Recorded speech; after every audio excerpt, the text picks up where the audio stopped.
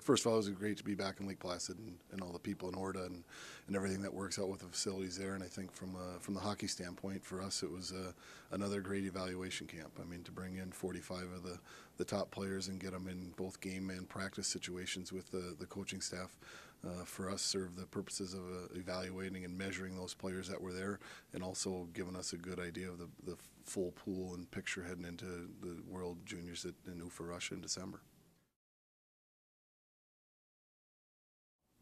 I think it worked out well for him. I mean, I think first and foremost, Phil Housley to get around the players. I know he'd seen a few of them play, but didn't really have much personal time with them. And I think working with Marco Siki and Grant Patoni, and then the camp coaches that we had there, I think really was a benefit for Phil to get to know the players and to get to interact with the coaches that will be together on the team, but also to get some of the trademarks and some of the things that they're going to expect out of the players and the team as a whole come the World Championships.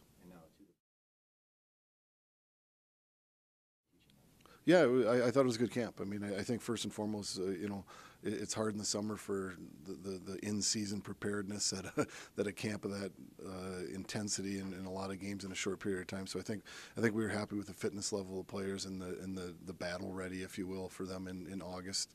And secondly, I thought the level of play overall with both Sweden, Finland, and the play of our players was a good evaluation process for us, and also a pretty good measure of what the hockey is going to be like at the World Championships.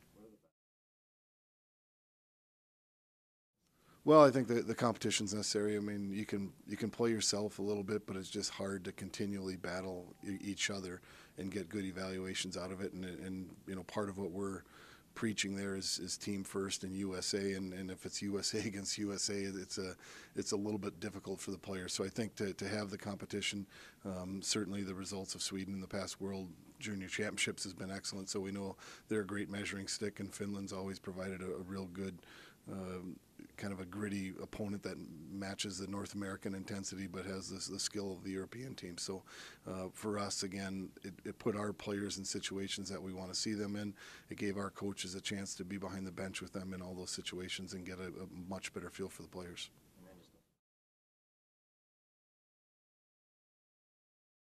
Well, I think Tim Taylor, myself, and some others will be out watching a lot of players. I think that we're fortunate with Phil Housley being a high school coach. He's going to have a lot of time early in the season to see some players play.